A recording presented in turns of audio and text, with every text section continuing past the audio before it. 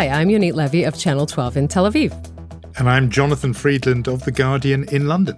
And we are Unholy, two Jews on the news from Keshet Podcasts. Hi, Jonathan. Hello. Is it Chag Sameach? Do we do that? I think we do. I think we do. I mean, I was going to, open up by talking about Lag BaOmer bonfires and the whole thing about how we don't do bonfires anymore because it's not good for the environment. So it's actually Lag BaOmer non-bonfires. But forget all that because the Israeli coalition is sort of going up in flames. So maybe that should be the thing to talk about. It's very nice of them, by the way, to be doing this, having this political drama half an hour before we're recording our podcast and not half an hour after. So I just say that's very considerate. Pattern, but normally we get news breaking straight after we hang up our microphone. So this is helpful. This thing about Lag BaOmer, by the way, no bonfire, I'm afraid that memo has not reached Hackney. Orthodox neighbours. Hackney in North London still goes with the classic Lag BaOmer, which is a festival. Well, at least you get toasted marshmallows, my friend. So that's nice. So instead of fires, what besides political fires? Instead of fires, what's taken their place in the Israeli non-Hackney Lag BaOmer? So what they do is actually they turned it into a completely on its end. It's a water festival now. So kids go and they have like water balloons and they play with water because obviously at this point in Israel, it's already very, very hot, so you can do that. And it's instead of the fact that, it's not good for the environment. So they kind of stopped doing that over recently. There's still a little bit of bonfires, but not that many. Here, obviously, Hackney, it's a scorched earth festival, so that continues. But suitable that it will be water, Chag Mayim. Not only suitable because it's hot weather where you are, but also our guest, the host of Jeopardy, I think the most popular and longest-running TV quiz show in America, Mayim Bialik, as well as she's an actor, director, writer, the whole lot. We'll be talking to her later. See how that all ties up very nicely? You did notice that little Hebrew linkage? That was very nice what you just did. That was very elegant, my friend. I was quite nice. pleased. I was quite pleased with that. Anyway, we have a very lovely conversation with Mayim Bialik, Hollywood star, coming later. But as you said, and we've got to avoid the sort of potential risk of Groundhog Day here because we have brought hot foot news of coalition unravelling before. But go on, what's happened this time? Mm-hmm. Well, this time it's not coming from the right, but it's coming from the left. And this time it's Ghaida Rinawi Zoabi. She's a member of Meretz, an Arab Israeli, who basically said, I can't deal with the fact that this coalition is walking too much to the right. I saw the pictures in Al Aqsa Mosque. I saw the pictures of Shirin Abu Akleh's funeral. We will get to that later in our program. I can't deal with this government anymore. I have to resign. Now, first of all, I have to tell you, Jonathan, I'm sure you remember that when Idit Silman from Prime Minister Bennett's party, Yamina, resigned, it was a phone call to Bennett that let him know that our correspondent, Amit Segal, broke the story. This time it was our correspondent, Mohammed Ben Jadla, who broke the story. And again, the notification surprised Bennett himself, Lapid, the alternate prime minister, and of course the head of her own party, Nitzan Horowitz, who have since then been trying to get her on the phone and not succeeding.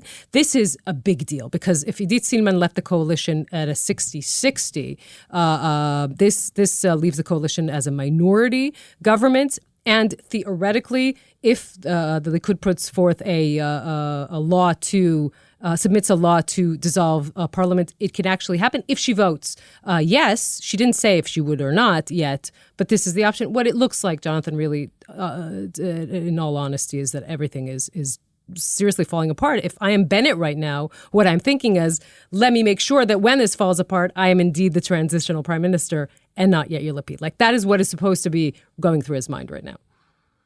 Because incumbency is always an advantage in these matters. Mm-hmm. I remember when we first talked about this government, it was as if it was like a sort of improbable flying machine, this contraption that nobody ever thought would get airborne. And we've now had bits falling off before from the right wing of the plane.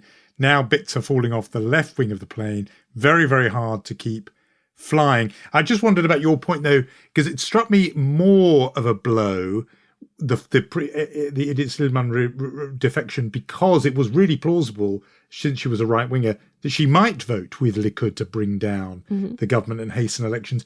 Am I wrong to think it is less likely that, as you said, Palestinian citizen of Israel, member of the left-wing Meretz party, is going to go into, I'm using a Westminster image here, the voting lobbies with Netanyahu and co. That feels less likely to me.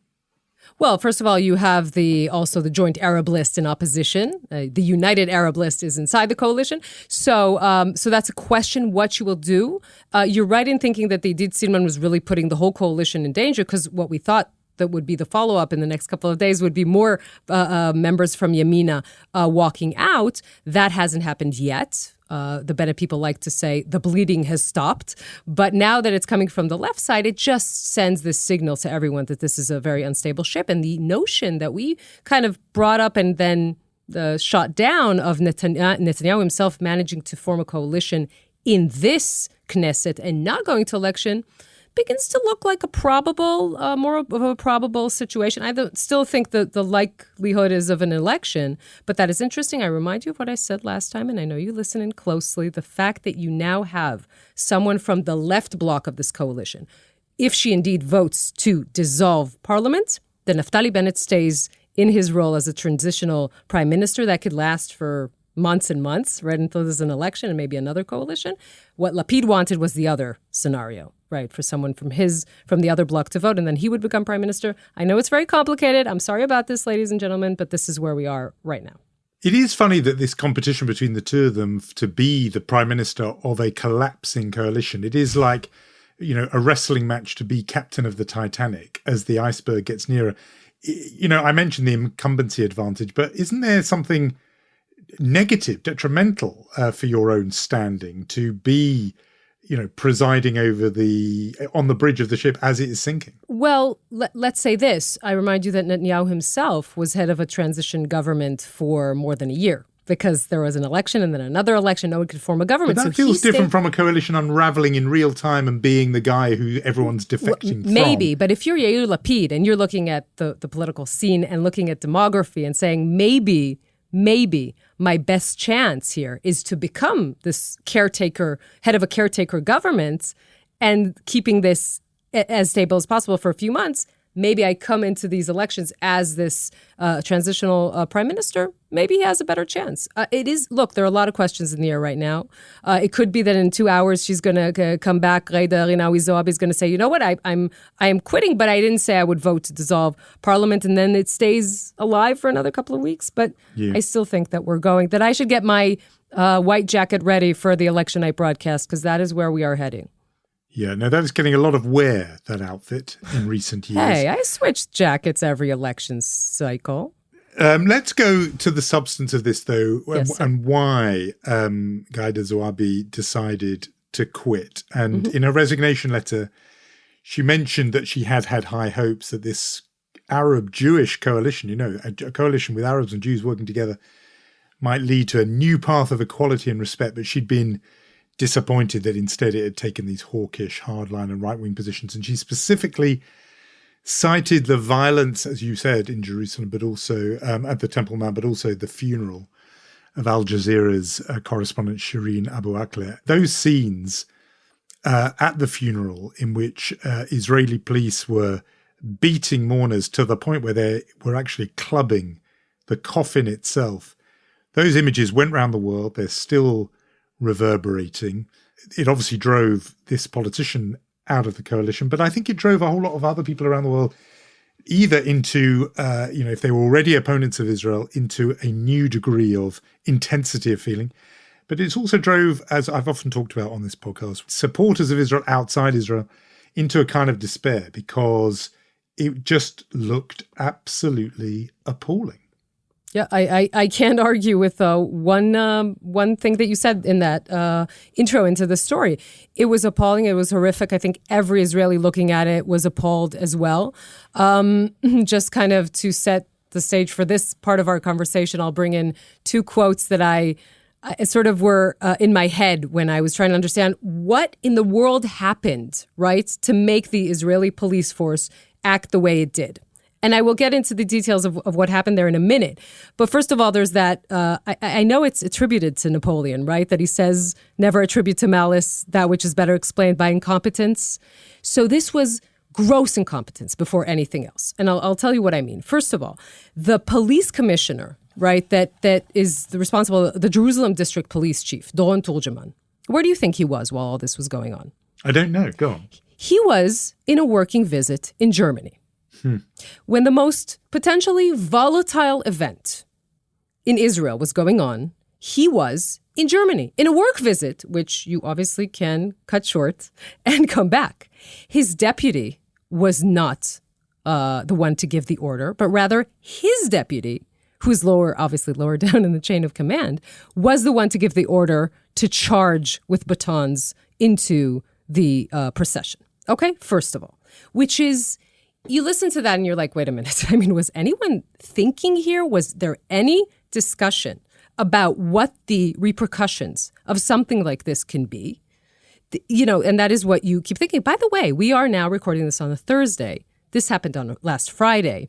No one from the chain of command has agreed to come on Israeli television. I'm not talking about Al Jazeera, on Israeli television to explain this chain of events, right? Now, And have there been calls for the resignation of the police commissioner who was in Germany, or the deputy, or the one who actually gave the order? They haven't been vocal, I think, to be honest. And what everyone is waiting for is the police to put out their report. And then they also say, we will give interviews after the report is out. I'm reminding you that what they are saying, because there was some sort of violence there and there were throwing of rocks and throwing of bottles, and they thought that it was going to bother the procession itself. That's why they intervened. Nothing can excuse these pictures, but that was their official note. We should know two things about the Jerusalem police. One is that they have been accused in the past of using excessive violence in protests that Haredim had in Jerusalem, that leftists against Netanyahu had in Jerusalem, and against Palestinians in Jerusalem. That has been an accusation. Another thing, just to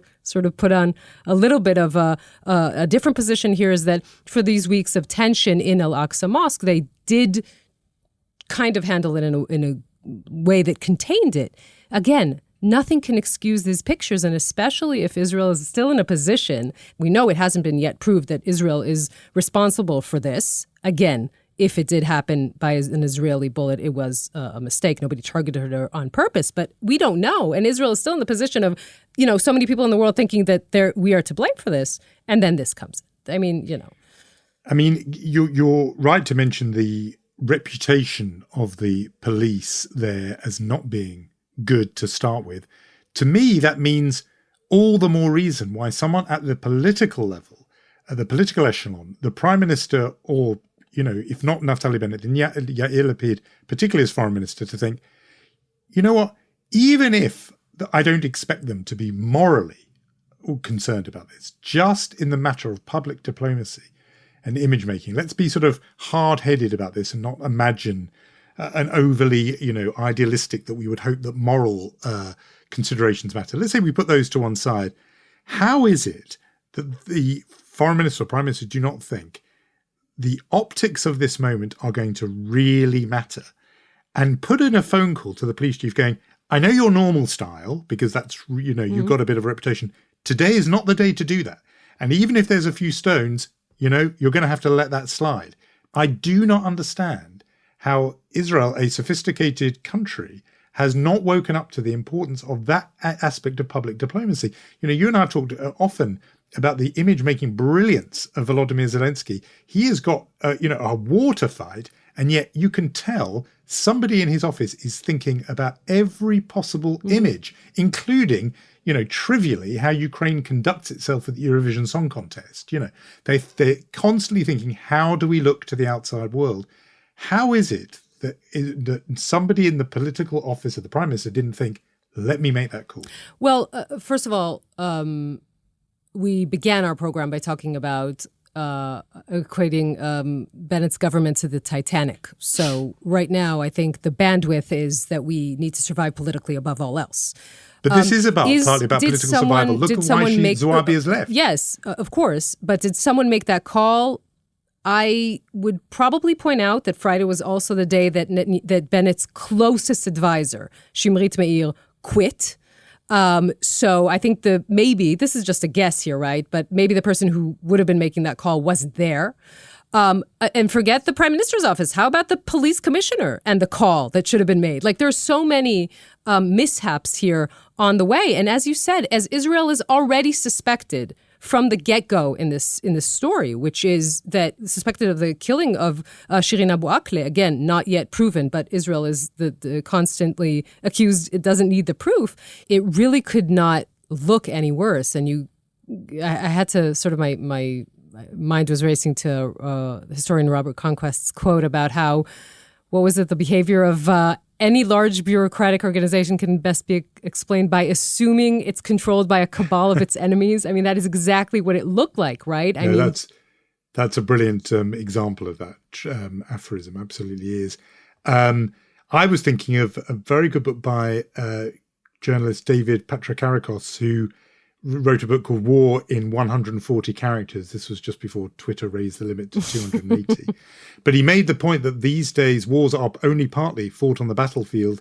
They are now wars of information and wars of narrative. And this is, as I say, Zelensky has realized this. I think the Russians realize it in their own way. Mm. It's amazing to me that the high-tech startup nation of its own, national mythology has not realized this is the most important. It's not even like a sort of side consideration. As I said, in something like policing an event like that, few stones is of secondary importance to the images. And these are now almost sort of security considerations. And it's incredible to me. Even actually, that I'm astonished that the police commissioner there aren't demands for the commissioner to resign. I think in other places there would be. As I say, not just for the moral outrage of clubbing a coffin containing a dead woman, but for not thinking about what that would do internationally.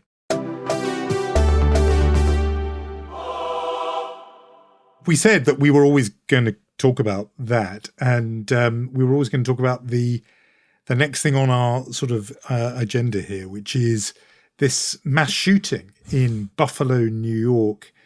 10 African-American people shot dead in a grocery store in that city. The alleged shooter, the suspect, had posted online a 180-page screed, explaining his rationale.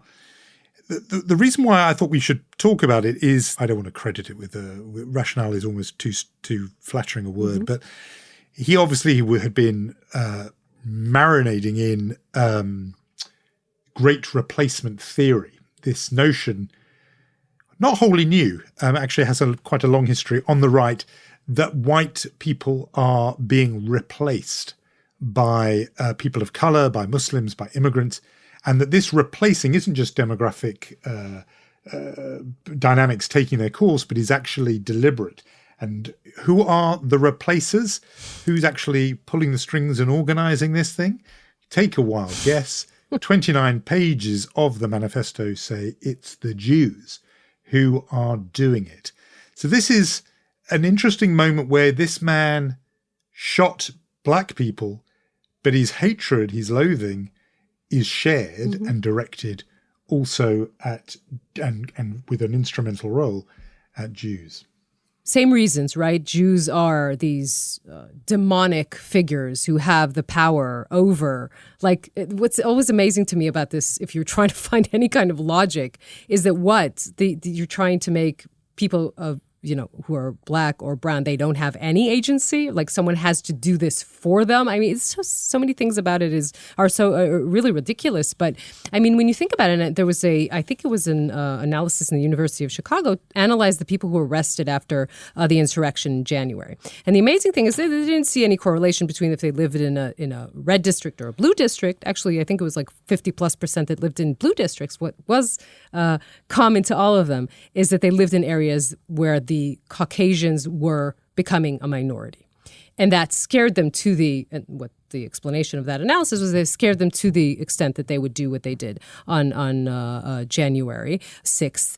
Look, this is really a scary theory. And the scary thing about it, as you said, it isn't new. There have been all kinds of incarnations of it. But the thing is that it's becoming more and more mainstream. Like the people, and we know of television personalities who are using this as their sort of creed. That is the scary thing about it in the United States. Yeah. To me, I'm watching it from the outside, but it is frightening. No, and you mentioned TV personalities. In the frame all week has been Tucker Carlson of Fox News, who has said, quoting, liberals are, quote, trying to replace the current electorate with new, more obedient voters from the third world. Mm-hmm.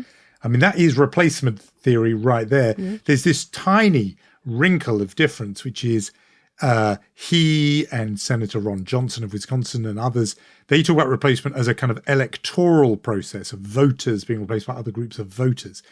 But actually, that is just a hair's breadth away from the, white genocide narrative, which is we as people are being replaced. And I think the first time a lot of Jewish people woke up to this was in 2017 in Charlottesville, when those ultra-right protesters marched along chanting. And I remember having to replay the video to be sure I'd heard it right, but they were chanting, "Jews will not replace us." Yeah. And at the time, it was odd because of how they were using the word replace. What did they suddenly think America was going to be 350 million Jews? No, they thought that Jews were sort of hovering over the country, like moving pieces on a chessboard, say taking white pieces off the board and putting black and Muslim pieces on. It's classic anti-Semitism. It's a conspiracy theory which casts Jews as both malign and all-powerful. And as you say, the frightening thing is not that it exists, we already knew that, but that it is not confined to just crazy so-called lone wolf shooters. No, it's becoming mainstream. I saw a poll that said over half or around half of Republicans now believe some form of great replacement theory. I mean, this is a mainstream view and all the more alarming.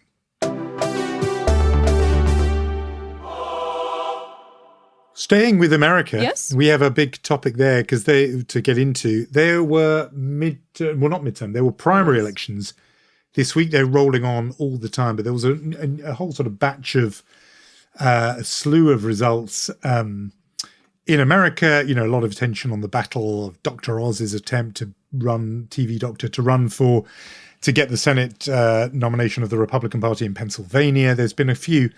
But a subplot in the whole season of primary contests, which I think will, is bound to interest us, is AIPAC. And it's ditching a policy before of sort of neutrality or not getting involved directly in political contests. They have put that to one side. They've put together a big PAC, political action committee, United Democracy Project, a super PAC, which enables them to spend big money. And they've been spending it in Democratic primaries, meaning the party contests to choose their own candidate to go head-to-head in the general elections for Senate and congressional seats in the autumn. They've spent up close to $3 million, $2.7 million, on just one candidate alone, which was Steve Irwin, who was seeking to beat Summer Lee, both Democrats, in their primary race in Pennsylvania's 12th congressional district. But there are a whole lot of them. They were on the losing side with that one. They spent all this money, and in the end, Lee beat Irwin by 600 votes. It's essentially going for the candidate, backing, and spending money on the candidate who they think is going to be a more reliable friend of Israel. They did this in North Carolina, Valerie Fauci, I'm not sure how you say her name, in different contests in North Carolina, in other places. Don Davis, also in North Carolina, they backed him. He did win. I mean, it's a big departure for AIPAC, who didn't used to do this stuff.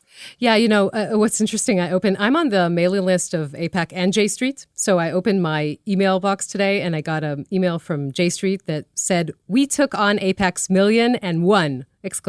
with referring, of course, to the Pennsylvania race. And I thought to myself with a sad smile, two Jewish organizations fighting each other. Predictable, yes. Sad also, yes. If you were true Jews, by the way, you'd start a third group, and then AIPAC and J Street would boycott both of them. Look, first of all, you're right to point out that in December, AIPAC decided to change course and set up a PAC and a super PAC. And for the first time, that means that they can directly support candidates. By the way, Democrats and Republicans who they believe are pro-Israel and should receive their support. I saw in one of the newspapers a title that said AIPAC secretly pouring in millions. And I said to myself, It's not such a secret. These are public filings, but that is the issue. Look, I think we kind of need to zoom out and ask ourselves what really is happening here. Obviously, AIPAC, most prominent pro-Israel lobby in Congress, will be 60 next year, and even its detractors will probably admit that it was its contribution in fortifying the relationship between Israel and the United States and Israel's security was important. They also, of course, believe that it was good and important for the United States, and many other lobbying groups have since then emulated their tactics. Now, what happened to AIPAC, Jonathan? I mean, they will say we're a bipartisan organization. We're not going to officially intervene in whatever Israel decides. We support the Israeli government because it is the Israeli government. That all maybe made sense 20 or 30 years ago. But you were living in a political climate in which, first of all, there's no such thing as a bipartisan issue anymore. Let's be honest, in the United States. And Israel is no longer a consensus that it used to be. I can argue that maybe in the 80s it wasn't a consensus by both parties, and the problem came from the Republicans and not necessarily the Democrats. But the issue is that Israel itself has been moving more to the right in the past 13 years. AIPAC has been seen as been moving to the right and been accused by many of its detractors as being, an arm for the Republican Party and aligned with the Likud and with Netanyahu, where the height of that was, of course, 2015, where AIPAC was dragged by Netanyahu to oppose Obama over the Iran deal and lost. By the way, reminding you, the same AIPAC that Sheldon Adelson pulled his check from, a huge check, in 2008 because AIPAC supported, again, the Israeli Prime Minister, then Olmert, over his negotiations with the Palestinians in Annapolis. So on the other end, you have, obviously, stop me with this becoming boring, J Street, which is a smaller organization and younger organization set up in 2007, saying something else, where they're saying we're actively supporting the two-state solution, we're actively supporting and even pressuring the Israeli government to make what we think is the right decision for Israel to end the occupation, actively also supporting certain people who are very vocally against the Israeli government, because that's what we think is the right thing to do. And again, this is bringing us to a situation in which these two organizations can sit on both sides of this story in Pennsylvania. And we're going to see a lot more of this happening for sure. Yeah, I think you're absolutely right to say the roots of this are not shallow. I mean, this change has been coming for quite some time. To me, a big moment, I mean, partly it's just sort of organic, and you're right, the American politics has become so much more polarized. And therefore, the idea of having a bipartisan issue, there are just so few of them. Bipartisanship is a kind of dead letter in today's Washington. I take all of that. We should not omit, though, from that picture, those actions that were taken by Israel and its leaders directly.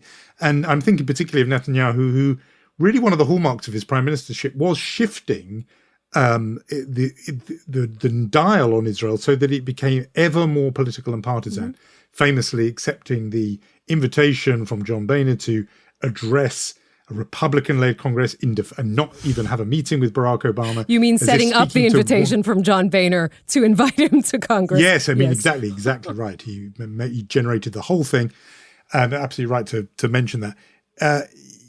Deciding I'm going to double down on making this a Republican issue versus Democrats. I'm siding with the Republicans, to the point where it became quite difficult to be a Democrat and to be pro-Israel, because clearly the Israel guy is on the other side. He's batting for the other team, supporting Republican candidates. I think he, was at an event for Romney in 2012 against Obama and so on. So therefore, no wonder it didn't just happen by accident, in other words, that Israel stopped being a bipartisan issue. But Netanyahu's own actions played a role in that. This, though, it seems to me to be a notch further, because AIPAC is getting stuck into internal partisan fights, battles within the Democratic Party. They are clearly so fearful of anyone joining the ranks of the squad, so-called. They ended up with this case that are very often very progressive candidates, people of color. I know AIPAC also backed people who, women of color as well, progressive. But this joint, doing what they can to stop there being another AOC or Ilhan Omar in Congress. I'm not trying to be a new I'm not trying to be their advocate in any way. I'm just asking, isn't that how politics work? I mean, definitely the fact that they have decided to set up a PAC and put in money, that means they're in the kitchen and they should stand the heat. And if there's criticism and they deserve it, then they're going to get it and they know it. But isn't that just the way politics work? You're trying to influence. You're trying to maneuver it in a way that, I mean, again, nothing of this is done in secret or in hiding. You're trying to maneuver it in the way that you think that people should be pro-Israel. So you're giving money to their campaign. I mean, again, is there a difference between other organizations that are doing the same? Look, the issue here, and it started a few months ago, and I think this is something to note. And you're saying, and I think you're correct in saying, if you intervene in the internal politics of the United States, now, why did this whole thing blow up in the first place? Why were J Street so upset and the Democratic Council of America? Because they said, wait a minute, in this list of endorsement that AIPAC just put out, right, the 300 and something Republicans and Democrats that they're supporting, there are also Republicans that didn't certify the elections. And what AIPAC is saying, wait a minute, but these people support Israel. Obviously, it's a problem, but they support Israel, and we can't not work with all of the Republicans who didn't certify the elections, because that means we're not working with the Republican leadership in Congress. Whereas the Democrats are saying, but wait a minute, the state of the American democracy is maybe more important, or comes before even the relationship with Israel, because the most important thing is American democracy. So that is where it stands. And I think you have very good arguments on both sides of this discussion.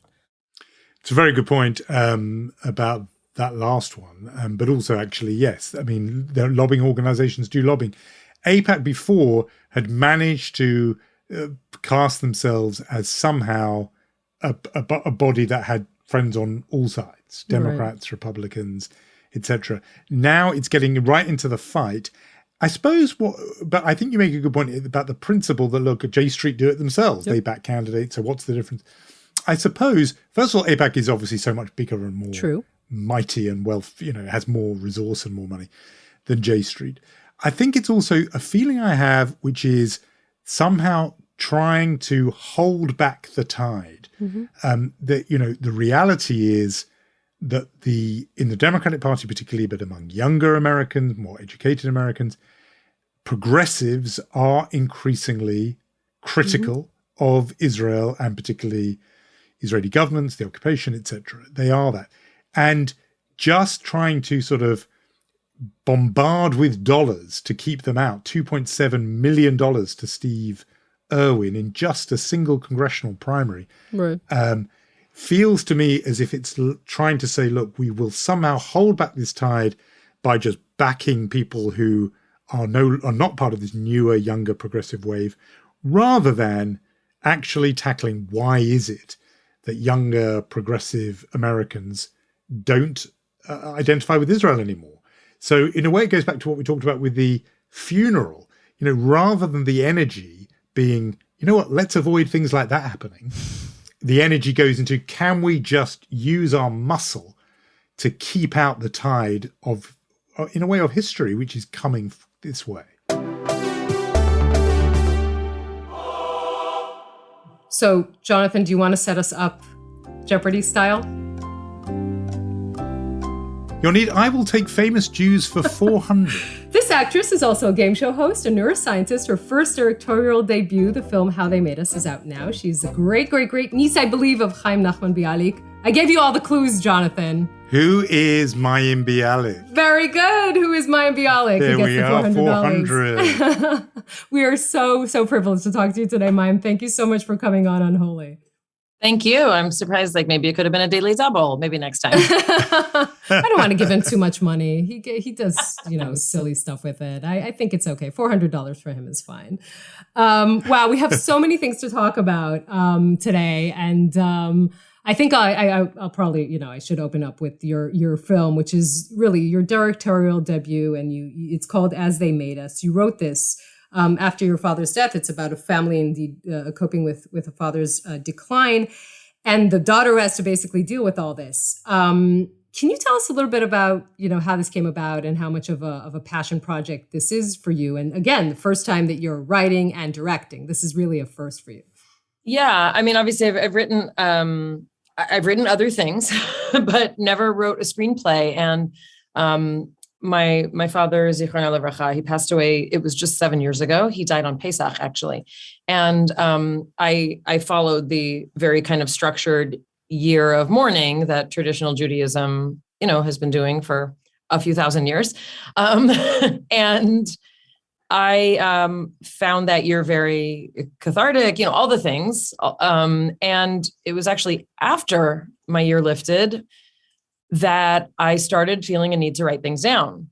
And, long story short, that's what I started doing. I wrote first kind of images, and a lot of music was coming to me. And it's not like it was like memories I didn't have. It was just things started coming together with visual components that I started writing down.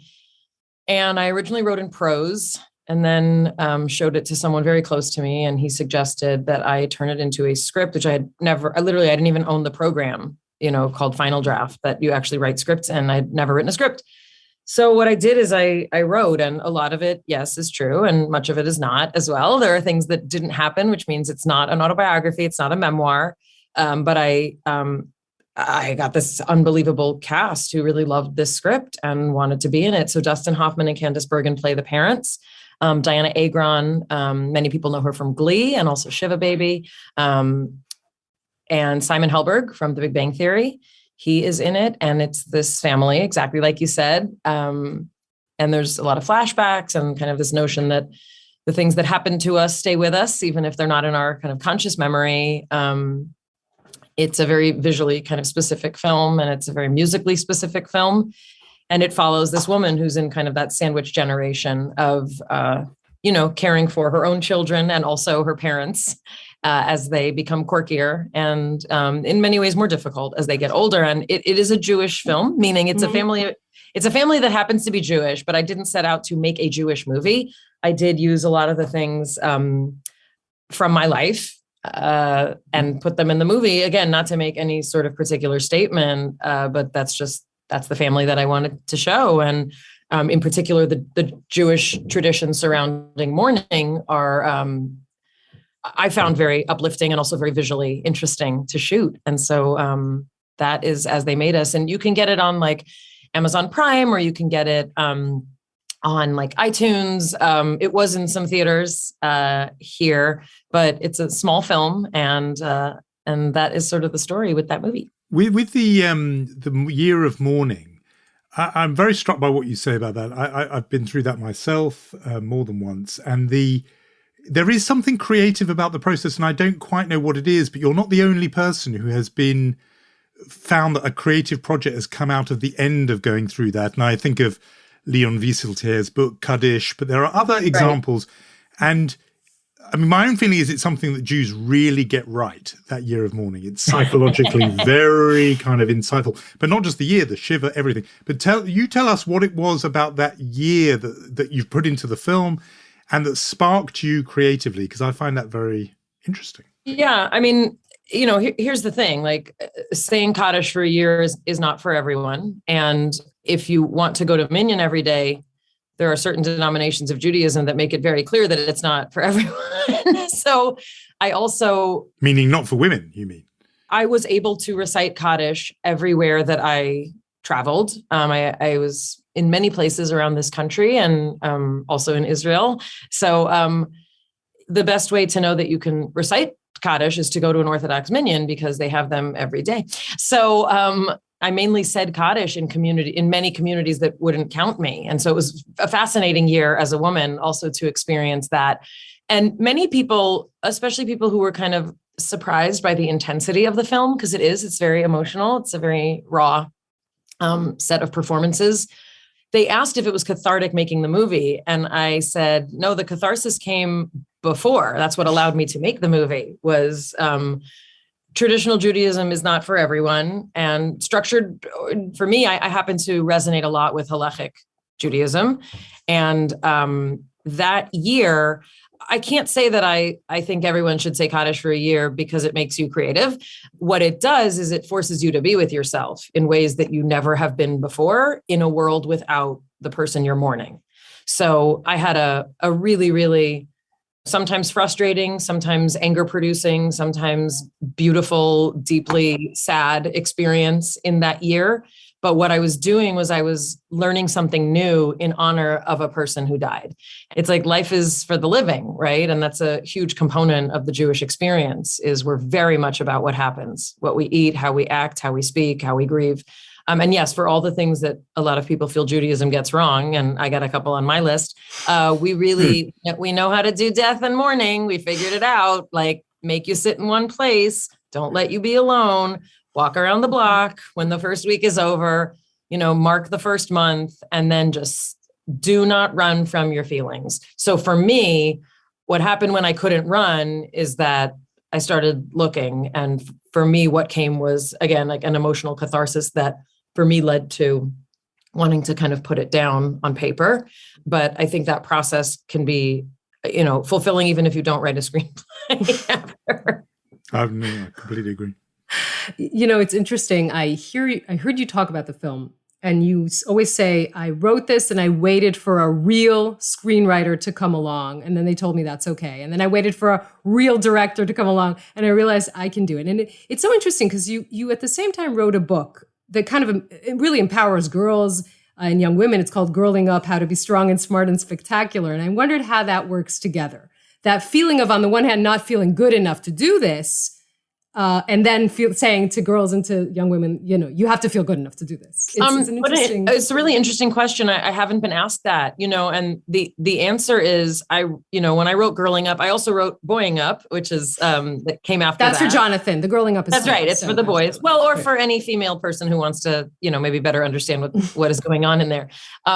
But for me, I wrote the book that didn't exist when I was a kid, and I was raised by two feminists. Both my parents were progressive. They were civil rights activists. Like I was raised by two feminists who did the best they could from being born in World War II, as the black sheep of their family, in being liberals who, were tear gassed at Washington, fighting for all the things. So for me, my personality is such that the culture I was raised in and what I'm like, I do have a very hard time still as a woman asserting myself. One of the things I noticed actually while working on this film was how much I used the phrase "I think" in an email when I actually didn't think. It was what I knew. So instead of, I think I'd like to start at 6 a.m. tomorrow, what I meant was, I'd like to start at 6 a.m. That sounds very familiar. That sounds very familiar to me. You might be secretly British though, because I begin Yonit will testify that I say, I wonder if. Well, I think that's, that is definitely a colloquialism from a culture that it's true is not mine. But I think for a lot of, I had the experience, I think that a lot of women have, and it was actually my ex-husband who, when I said like, I don't know if I can make this movie, I never done, he said, if you were a dude right out of film school, you'd be like, I'm gonna make a movie, it's gonna be amazing. And I was like, you know what? You're probably right. And I also think it's okay for there to be lots of different kinds of women, just like there are lots of different kinds of men. And that is something I still struggle with. And, I'm raising two boys, but, I believe that we should all raise feminists in terms of people who understand the importance of the emphasis of the special qualities that women have while not degrading those that men have, and seeking for, equal representation. And yes, the right to your body and your privacy as well while we're at it. I mean, a lot of those views, you obviously completely channel them your own way, but they would not be, unpopular among liberal Hollywood types. And yet there are some views you offer and express which are not immediate sort of crowd pleasers, I would guess, in movie making circles. And I'm thinking of the fact you're out there with the Z word or Z word. You say you're a Zionist, you use that word. A lot of people will think that's a word that people steer clear of, very often misunderstood. You say it, you use it. Tell us about that. Yeah. I mean, I went to UCLA. I went to a very fine public university. And, I was there at the time when affirmative action wasn't a dirty phrase, meaning that was seen as an empowering thing that many universities were doing. Obviously, the climate has shifted, but, it was the beginnings of, swastikas being chalked outside of Jewish events. It was the beginning of Zionism is racist. I mean, we had never heard those things, in the early 90s and mid 90s on a campus like that. And so I also was kind of raised in a liberal progressive academic environment where I absolutely believe in free speech. I absolutely believe in healthy conversation about the policies of all sorts of governments, including that of Israel, which I consider, my historic and cultural and religious and spiritual homeland. We now see that has grown into a much, much, much, much larger movement, especially on campuses. And one of the things that is the most disturbing to me, which it's so funny. My family in Israel is like, we're so proud of you. I refuse to think of the word Zionist or Zionism as a bad word. I refuse. And I remember when there was a thing on my Facebook and someone said, did you know she's a Zionist? And it was as if the word was, God forbid, fascist or God forbid, Nazi. I mean, this is the other conversations around that. And the reason that I chose to kind of speak out more about it is that many of my young fans I have fans, all over the world from many places where they know very little about, the Israeli-Palestinian conflict. People started coming to my defense and saying, Mayim's not a Zionist. She's such a nice person. She would never be a Zionist. And that's when I realized, oh no, this is just a definitional problem. So I literally just started defining what Zionism is because I saw that people literally didn't even know what it meant. So, it's not a popular place to be, but like I said, to me, it's not, I refuse to think of that as a bad word. It's not. There are many people who are Zionists who do bad things. There are also many people who are socialists and liberals and Republicans who do bad things. The word in and of itself is the right to an autonomous and safe and free country. That's what it was made for. That is my home. That's that's what it is. That's what Zionism is. Talk to us a little bit more about, you say that is my home. Explain that a little bit more to us. How does that feel with you? How does that resonate with you? It's a very funny identity. I get very emotional about it because, I didn't go to Israel till I was 16 years old. I didn't meet most of my family in Israel until I was 16. And, back then it was like, we could maybe afford a phone call a month so my mother could hear her sister's voice, it was so different to grow up across the world from family without Zoom and without phones and computers and, all those things. So I had a really transformative experience in Israel for the first time. My soundtrack, if anyone's wondering, was U2's Rattle and Hum, which is a phenomenal album. And forever, I remember it was raining and it was Hanukkah at the hotel, the first time I went to the hotel, and it was unbelievable. I had that experience with my family and there's places I've never been because I didn't go on Ulpan or I didn't go on Birthright. I've never been to the Galil, there's things that I want to do. But I did all the highlights of Yerushalayim, and I've been to, Eilat, and I've done Tel Aviv and, most of those parts of the country. And I have been to Haifa. And then I went back about every year and a half, every 2 years. And the climate that we live in now, without sounding like a paranoid Jew, it doesn't feel good. I have many friends who've stopped wearing a yarmulke since Trump, and that's very painful. It's scary in the city I live in. There have been attacks at places that I go, and I grew up with places that I went in Israel being bombed. So it's terrible. It's terrible to feel that. And I've raised my children to know that there's a place. There's a place that is ours, and that we can have citizenship there. If we pay our taxes, we can have citizenship there. And that is our home. That's the place where we go. And there are many problems with a lot of the policies of the state of Israel, just like there are many problems with the policies of the state of the country that took my family in when there was nowhere else to go. And that is the place where a large portion of my family they've been pioneers. They have made the desert bloom themselves with their hands. And I don't agree with all the places that my family lives, but that's our home. That's where we go. That's where we know our safety is. That's what that means. But we do all agree that Israel is home.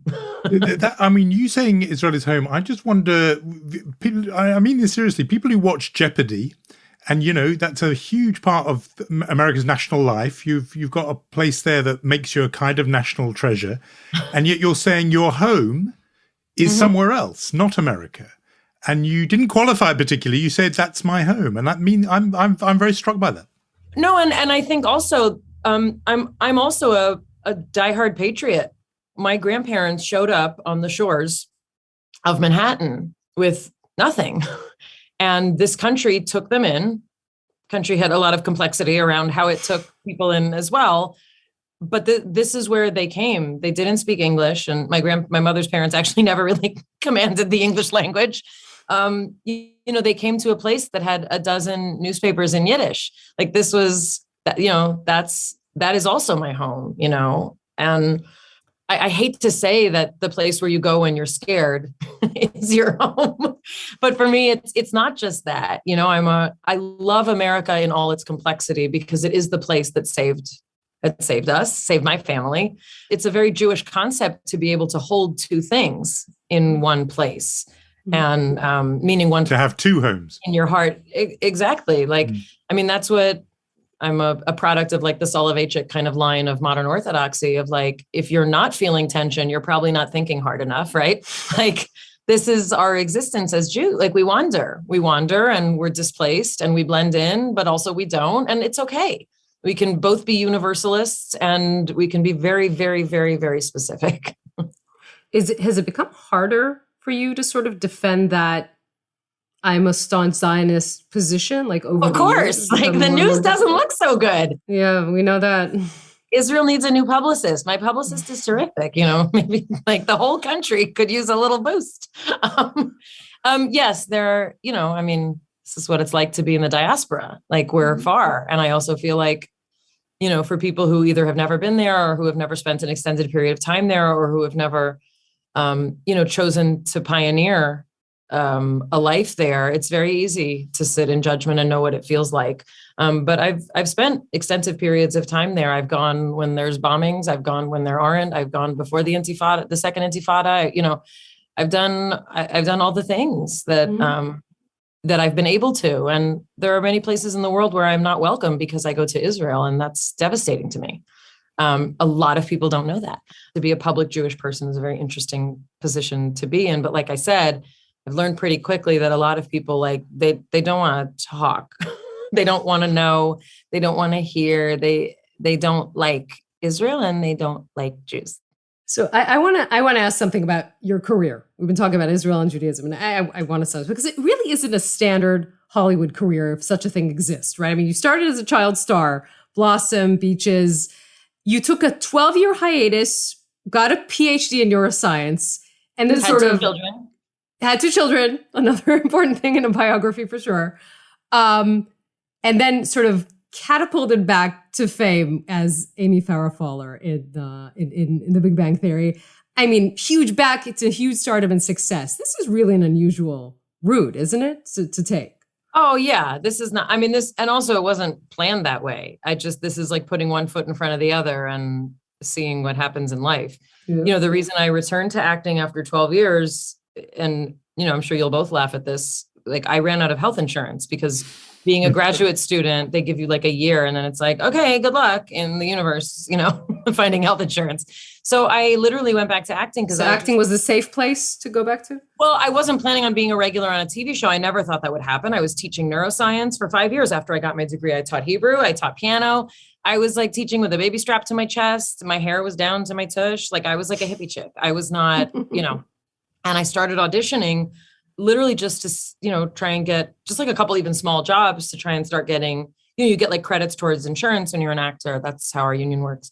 I had never seen The Big Bang Theory. I thought it was a game show. I didn't know that I was going to be a regular on a TV show. So, all these things like just kind of, they happen. And obviously neuroscience was a huge commitment. It was 12 years of my life. And, having my first son in grad school and I took my doctoralhood pregnant and had him after getting my degree. So definitely not, a straight derech, but that's just, everybody's got theirs and that's mine, Do you miss the neuroscience? I miss being in an academic environment. Yes. You're telling me Jeopardy is not an academic environment? Well, that's the thing. It's a very intellectual. Troubling. No, it's a very intellectually stimulating environment, but being a scientist with a specialization means you're studying, all things around your specialty. And I had an incredible year of seminars in the Department of Neuroendocrinology where we studied, gender and sexuality long before anybody was talking about it in the public media, because it's been part of the scientific literature for quite some time. So I miss that, I miss being around those kinds of conversations. And yeah, it's very different being in front of the camera. Like, now people care what my hair looks like, whereas in grad school, nobody cared. I read somewhere, by the way, that you started the Hollywood career, as your father took a picture of you, sent it to agents and said, this kid looks like Barbara Streisand. And it was my parents. Yeah, my mom. That's true? That's true. I have a copy of the letter still. They typed it on a very fancy, those like electric typewriters. Remember when those came out and we couldn't believe that, it could do that?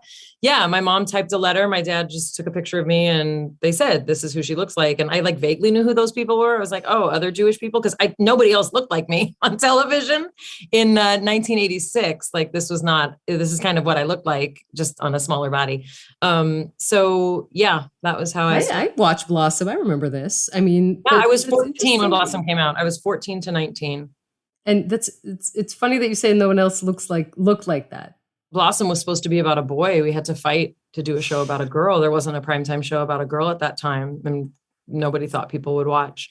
But yeah, I didn't have success in commercials, which is what most kids do, because they didn't, like ethnic was not what they cast for. The look was what they called all American, which is like a joke now.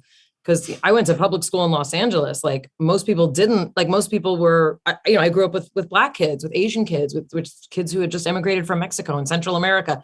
Like, what's all American, We're talking among Jews, like everybody's like, oh yeah, she looks like half the people in my family. Like, cause I'm Polish and Hungarian and Ukrainian. So like, just put it all together and we're bound to look alike at some point, me and most Jews. This looks like a Shabbat dinner to me, like the three of us, right. Just saying. But look, you're a serious person and neuroscience, and no, there's something I need you to solve for me, because I've heard you talk quite extensively. Obviously, The Big Bang Theory is just a huge show, and you kind of think, I remember seeing the beginning, I was thinking, it's so funny, but then they'll run out of geek jokes after one season. No, they didn't. They never did. But I remember you talking about the very sort of at length, the difference between what a nerd and a geek is. And I'm not, I have to have your thinking on this, because Jonathan Freedland, on the one hand, doesn't read science fiction or fantasy at all. Okay. Like you say Lord of the Rings to him, he thinks it's a jewelry store. On the other hand, Oxford, wrote 12 books. Look at the size of his library. Could you just solve this to be a nerd, not a geek? Look at the size of his glasses. He's a nerd. So nerd. Okay, so nerd. Okay. Got it. Okay, just wanted to make sure. I need an expert. Yeah, you can be a nerd and a geek if you'd like to be. Okay. Yonit, do you think, step forward, Yonit Levy, do you think, for the double title? Because Yonit is a science fiction, I would say, obsessive and true fantasy, and had done like three. How many degrees had you done by the time you were 25? I think 3. 4. I think you get both. I get she both. Gets it's nerd like and geek. Double Jeopardy? Yay. Okay, I get nerd both. I'm very and happy. Geek. Oh. I'm not sure I like where this turned out. I was going to make You're fun the of one you. who opened the conversation. I know. It's my fault. I should never do that. Total nerd and total geek. Whereas you, Mayim, I think what? Are we going with geek and nerd both, maybe? I don't know. Yeah. She's a neuroscientist. I mean, come on. So that nails geek. No, so he didn't get it. We just went through it, Jonathan. It's because he doesn't get it. So the nerd is usually, the nerd part is usually kind of more like the academic, like the brainy, the cerebral, like often kind of serious. Like it has nothing to do with kind of cultural stuff. Whereas geek, you'll usually find, I don't like to call them obsessions just because I'm a scientist. There are often fixations or strong interests in things like Star Wars or Star Trek or that kind of geek culture. Many people are geeks and they're not nerds, meaning they love fantasy or sci-fi and stuff like that, but they have no interest in kind of like academically they wouldn't want to have a library. It wouldn't occur to them. Right. I see. You have unpacked it for me very, very powerfully there. I do now feel educated on that point. And you definitely still are both. The film is available on Amazon Prime and other places, and it's called As They Made Us. It is the directorial, how do you say that? It's the first film directed by our very special guest, Mayim Bialik. Thank you so much for being on Unholy. Thank you so much. It was such a pleasure, Mayim. Thank you. Really a pleasure to talk to you both.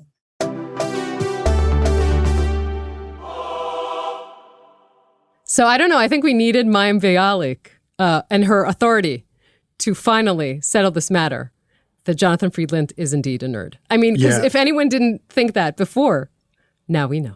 It is almost like a sort of halachic ruling, isn't it? It's like the Beth Din have spoken. The Beth Din have ruled that is, I should get it on a T-shirt. Mayim Bialik says, I'm a nerd. But I think I'll you've get got it the double. for you, Jonathan. I think you've got both. I mean, you've got the T-shirt with nerd on one side and geek on the other. Wow, that was just turning it on me. I mean, come on, that was not a friendly thing to do. I mean, the whole thing was to talk against you. How did that happen to me? I just set that stage for that. I think you knew it was coming. And we have Chutzpah and Mensch awards to give out, and I think it's for you to step forward first with your Yes, well, I was, it's always a crowded field on the Chutzpah department. I was thinking for a minute about the U.S. Congress dedicating its, time this week to discuss UFOs as if there are no other problems in the world. I mean, I assume that if there's an intelligent life form anywhere else, and there has to be, because this can't be the best, right, that the universe can offer, that's fine. Then let us know. And if not, don't waste our time. There are other problems to deal with. But no, I instead will give the Chutzpah Award of the week, and beginning with Israeli politics and ending with Israeli politics, to the Likud. Because this week, the Bennett government proposed a law that gave demobilized soldiers financial assistance for their studies after they finished their military service. It seems like a law that's pretty easy to rally around. But, of course, the Likud, which usually likes to present itself as a defender of these soldiers, oppose the law. It's not the contents or the essence, but of course the fact that it's coming from the Bennett government and they didn't want to give him this win. Netanyahu himself reportedly said that it was more important for the bill not to pass and to show that the Bennett government is weak. So other things this week have obviously indicated that the Bennett government is weak. By the way, there's a lot of criticism against the Likud over this, and they said they'll rethink it. But right now, this is the situation over this bill. So that is my Chutzpah Award for the week. I think it's a worthy winner. Edging ahead some stiff competition, as you said. For Mensch, I thought we would hand the award to friend of the podcast, Sacha Baron Cohen, who, as you know, I've known a long time, but he has a new departure because he is going to be the voice of a new animated special made by HBO Max called Helm, the smartest place on earth. People who are steeped in Yiddish culture will know that Helm is the imagined village of fools. It's the butt of so many great old Yiddish stories and jokes and fables, this imaginary land where everyone in it is an idiot. And, from the rabbi onwards, they're all idiotic, and they're almost like people out of a Larson cartoon, pressing the door that says, pull, they are like that a little bit, solving, whatever problem they have. If they do solve it, they solve it in the most convoluted and roundabout way. Anyway, it's going to get the on-screen treatment. It's going to be a cartoon. It's got a whole lot of Hollywood A-listers creatively behind it as writers and so on. But the voice that you will hear will be Sacha Baron Cohen. I think it's perfect casting. I particularly like that it's going to be a real cartoon in the sense I think it is going to be aimed towards children, which is good because he is going to therefore bring Helm into a new form, but also to a new generation. I love Helm stories.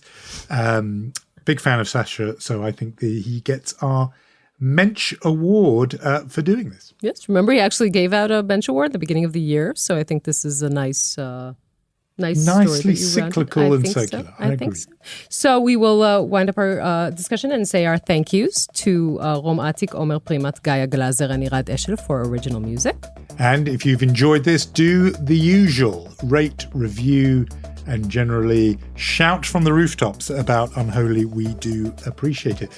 I will see you next week, Yoni. Yes, and please don't forget that you are a nerd, and we have that on every... It's on tape now. It is on tape in a few versions.